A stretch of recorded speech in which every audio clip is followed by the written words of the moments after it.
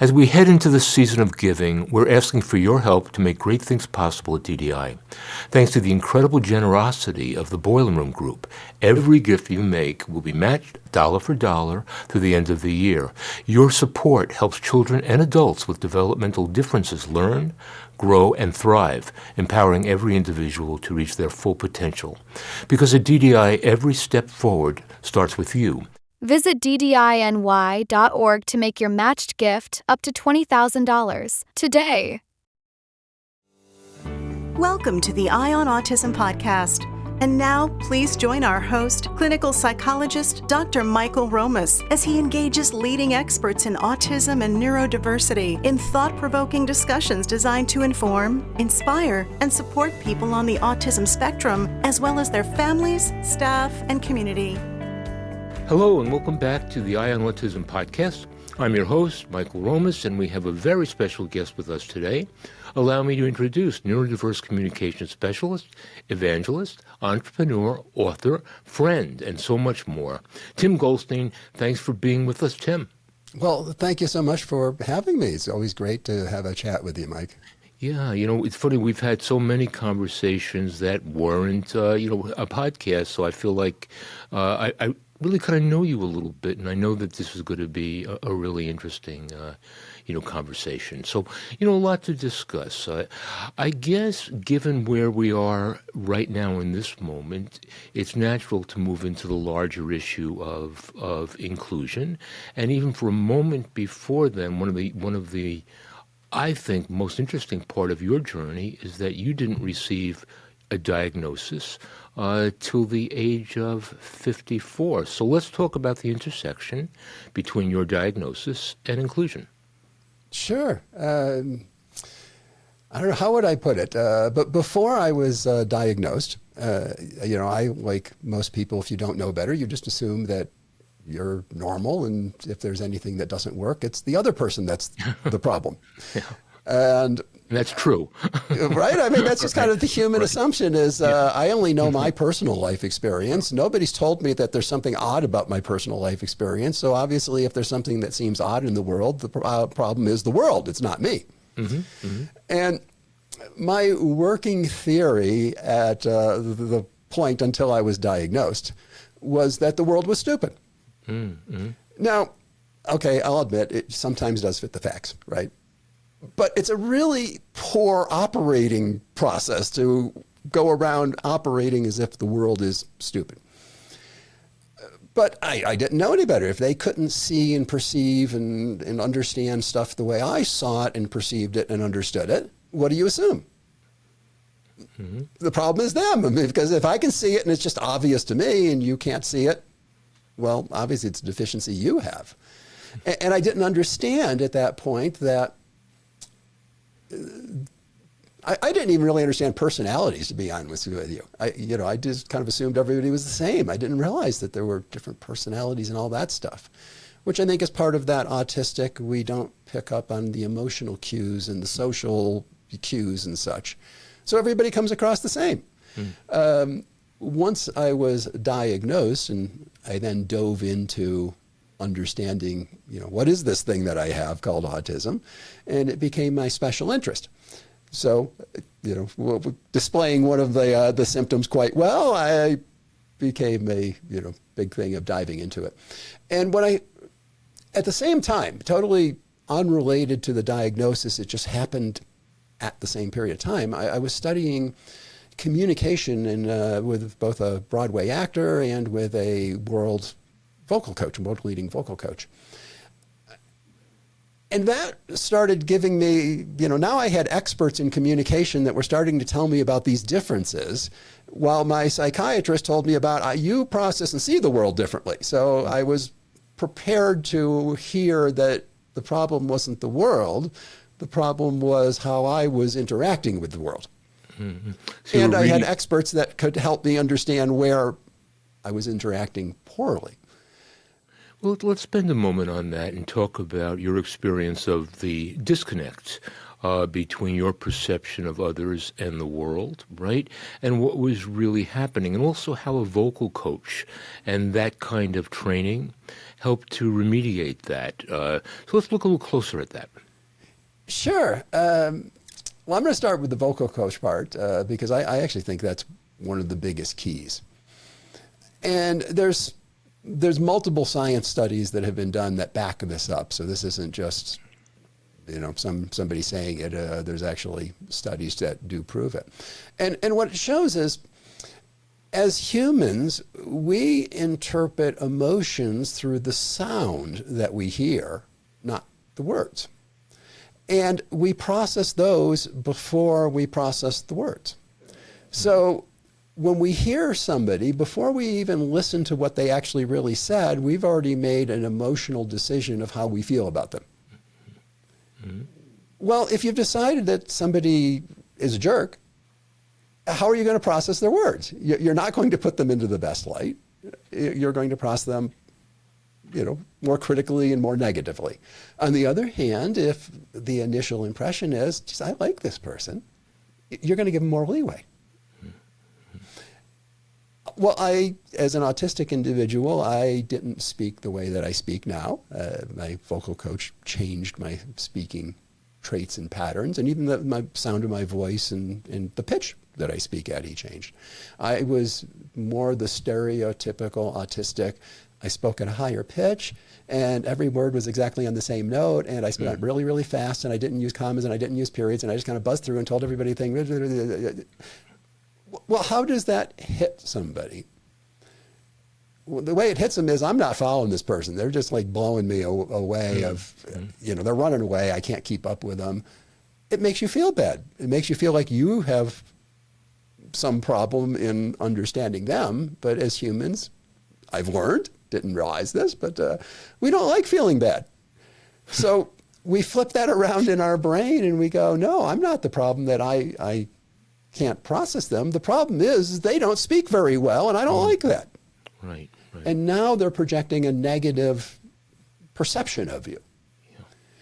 So by learning how to convey the emotions that I want to convey, and I just still don't process them any better, as a lot of autistics, and again, autism is a broad spectrum. There's no one person that represents what autism's like. Everybody, doesn't matter what you are, just take humans. Every human is an individual, period. We don't have to get into being in a category. Are there some similarities? Yeah, just like there's Americans are more similar to each other than they are to the Japanese. But everyone's an individual still. So I learned to put those emotional sounds into my voice that would deliver the response that I wanted. Mm-hmm. And generally, most of the time, the response that I want is I want people to go, geez, he's a nice guy. I kind of like him. Yeah. Because if you like me, you're going to give me that leeway to express what I want to express and not get all worked up over it. So if I understand you, the vocal coaching also helped you to better represent publicly what you were feeling and thinking. It more accurately, with that coaching, represented what was going on. But you made an interesting point. Let me just qualify that. Okay? Qualify just a little bit. No, it wasn't representing what I was necessarily feeling or thinking. The vocal coach taught me how to deliver the emotions I wanted that would evoke the response I was looking for. Okay. Which may be different than how I was feeling, but I know that, I may be feeling that I really don't want to be here talking to this person, but I know, interview, for instance, autistic individuals often challenges with interviews. So there's a good scenario. You're scared, I don't want to be here, I wish I didn't have to do this, but I know I'll get a much better outcome if I can come across as being friendly and engaging. Yeah. No, that's an important distinction that you're making, and you said it really, the idea of being able to better elicit the kind of response that you were looking for. But I do still find myself wondering, before that coaching, whether or not now with respect to what you were feeling and thinking, was that being represented adequately? Again, because the vocal coaching, it seems to me, would address both. They're not the same thing, but it could be useful for both challenges. I would say I struggle with, and you'll correct me on the pronunciation, but what is it, Alexa, you don't sense and you can't process what the emotion is in your body. Sure. Well, how do you pronounce that? You know, I mean, that's a I'm thinking about, term. when you first said it, I'm thinking about apraxia, where you're not being able to say exactly what you are thinking easily. So that's well, what not I'm thinking, the feeling part of it, not being able to express. The way I look at it is, and this was an interesting discovery. I was reading a book by Dr. Robert Scayer, and Dr. Robert Scayer has the concept that memory is stored in sensations in your body. And he was an emergency doctor here actually in Denver at Denver General, which is known as the Knife and Gun Club. And he then, after, I don't know, like 30 years of being an emergency room doctor, he became a psychiatrist. Yeah, which to me was kind of weird, but I guess if 30 years in the emergency room, you're ready to be a psychiatrist. So at any rate, I was reading his book, and he's talking about how emotions are stored as feelings in the body. So I walked into my wife, and who I've been married, is coming up 41 years. So, long-term relationship. So yes, autistics can have long-term relationships. And yes, we do want relationships. We just stink at, necessarily recognizing things, but that's a sidebar. So I walk into her and I'm asking her this in total, I'm not trying to, be a jerk about it. And I just say to her, are feelings those sensations in your body? Is that what a feeling is? And she just laughs at me. She ended up being diagnosed ADHD, and she is overly emotionally sensitive. So to her, the idea that a feeling is a sensation in your body is that's just so natural to her. But to me, I think that a lot of us autistics, how would I put it? I think changing from feelings, sensations in your body, into being emotions, which is how we process it and sense it in our brain, I think it's a meta sense. And when I say a meta sense, if we take the traditional five senses, my five senses work perfectly good, within norm for my age. But somehow those sensations in my body, that I do have those sensations, because I can tell you I'm feeling, whatever, or I'm feeling this, or I'm feeling that as a sensation in my body. I think what I'm missing is the meta sense layer that processes it and then says to your brain that rumble and whatever you're feeling in your body means you're anxious. Okay? Got it, idiot? That's anxious, okay? And I don't get the translation, and I think that's true with a lot of autistics. If you ask them for what are they sensing in their body, they can tell you sensations that you would say, oh, that's the sensations of this emotion and this emotion. I just get it as being, that's a sensation that's going on in my body. I don't get that translation.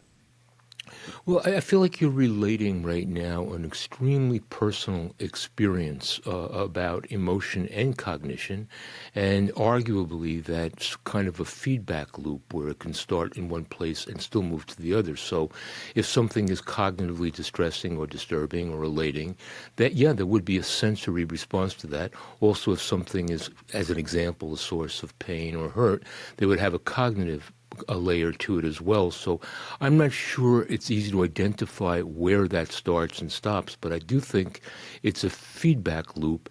And just lastly, what I found so interesting about the way you relay it, I think most of us, neurotypical, if you will, and everyone else, can identify with this idea of both going on and not necessarily knowing, being able to parse this out.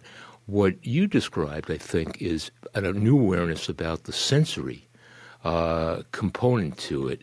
And just I said lastly already, but there's one more point. As an analogous book to what you mentioned, more famously, there's The Body Keeps Score, which is that idea that there is a sense, a memory of what is happening that could affect functioning. So I think I am, and I'm certain that our viewers are finding this very interesting. Yeah, I think in autism, you're right. It's a circular thing because you can have, and I guess this would be my personal experience with it on, to an extreme. I am not very good at anything that involves needles. I will not be an intravenous drug addict because I'll pass out trying to shoot myself up. So, when I have to go and give blood for something, I have about a 50% success rate of seeing the procedure through, and 50% of they're waking me back up after I passed out. And obviously, it's not the physical pain. Anybody who's ever given blood or had blood drawn, yeah, you can have somebody who's crappy and it hurts, but most of the time it's relatively painless. I mean, there's a little pinch and it's done. But in my mind is going on. There's this metal needle sitting inside my body, and it then kicks off that shock reaction, and my blood pressure drops. I turn white. I start sweating profusely, and if it's bad enough, I pass out. Yeah. So that's from the brain to the body side.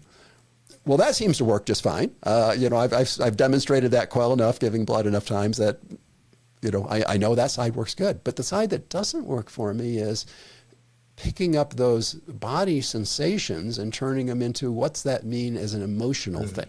So when you ask me, how are you feeling? Well, I can describe the physical sensations, but that's not really what you're asking. What you're asking is more, what's my emotional state when you say, how am I feeling?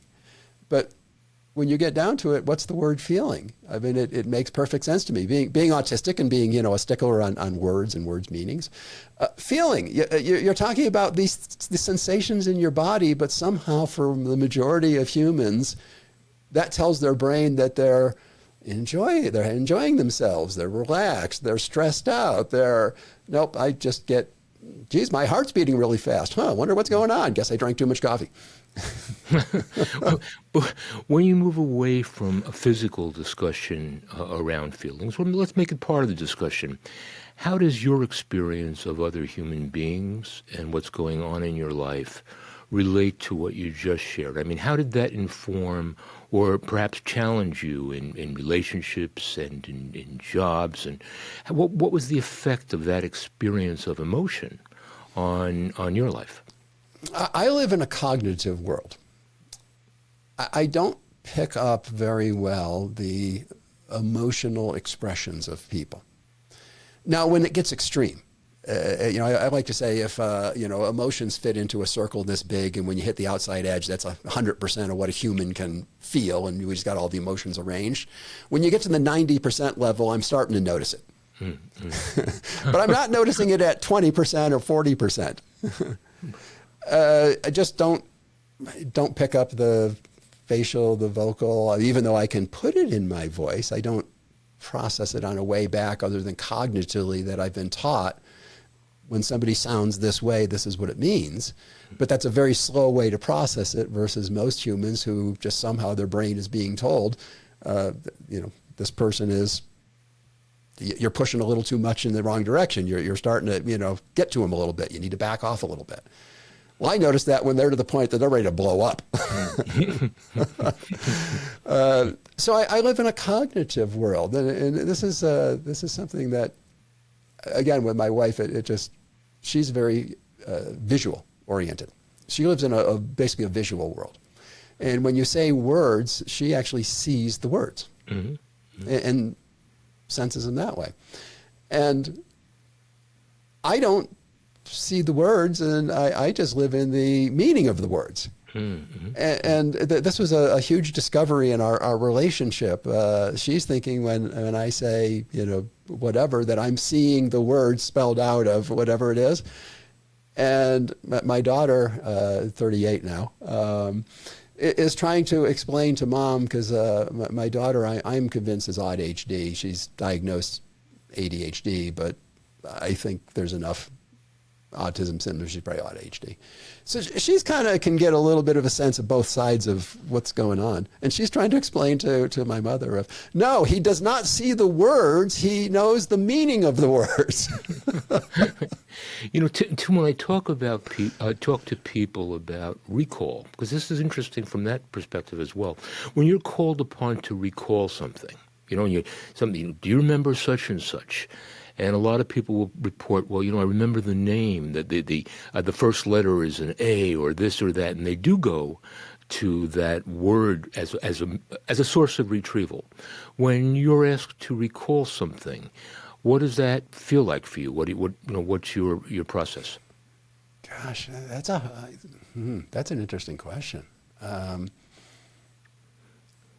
This is the thought that comes to my mind. I can't remember what movie it was in, but it was a movie. It involved driving cars. I don't know, racing or whatever, road racing. I can't remember the details. But in it, there's a scene where one of the people is driving. They're driving an Italian sports car of some type, and I think they actually were Italian. And they grab the rear view mirror and they throw it away, and they say, "What's behind me doesn't matter."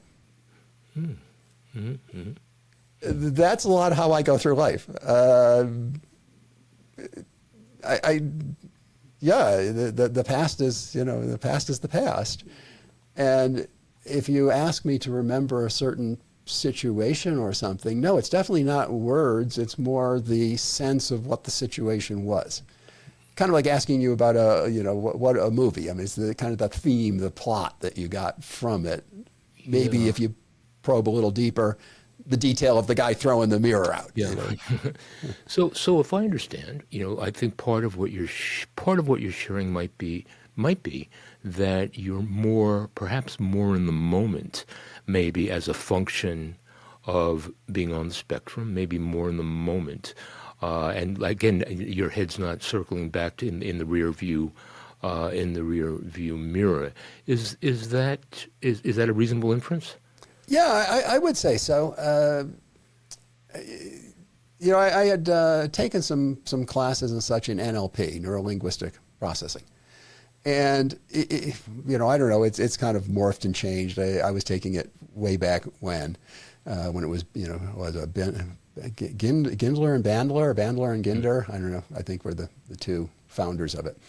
And they had the idea of how you order the picture of the future and the past kind of controls what you live in. If you order it with the past being visually located behind you and the future visually located in front of you, you tend to live in the now and into the future. People who live a lot in the past, if you actually ask them to close their eyes and where is that scene that they're thinking about, the past is in front of them still. So they're constantly looking at the past. I think as autistics in general, I mean, again, everybody's an individual, but generalizing as a group, we tend to be really good at having the past real far behind us, which is part of why we aren't as concerned often about how people feel about us, because we don't keep going back and saying, how did they feel about us? We keep looking at where we're going. Well, that's very fascinating, because I've never really heard that before, about not being as concerned about how people feel about us, and I think I'm beginning to understand what you mean. But let's with that in mind, let's think again a little bit about processing.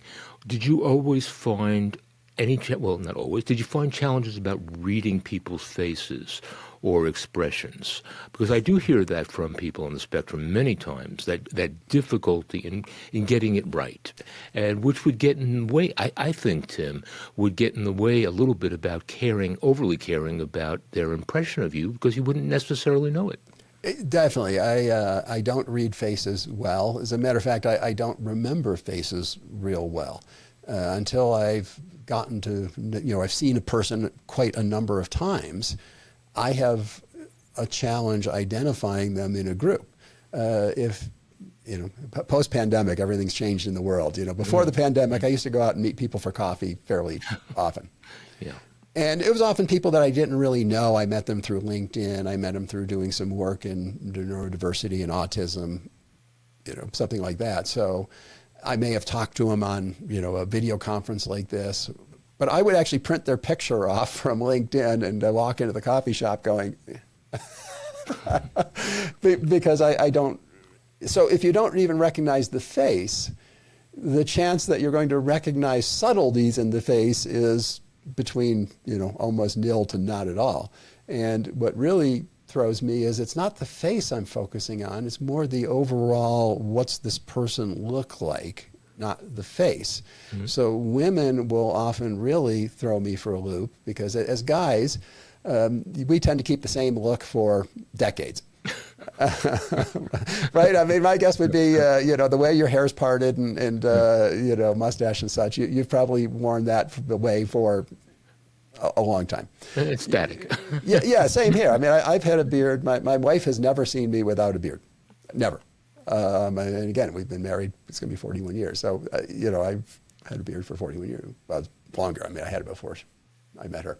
But women who change their style, I mean, my wife can't go more than about 6-8 months before she got to change her haircut style, and they throw me off because their picture often doesn't look like as the overall what they look like.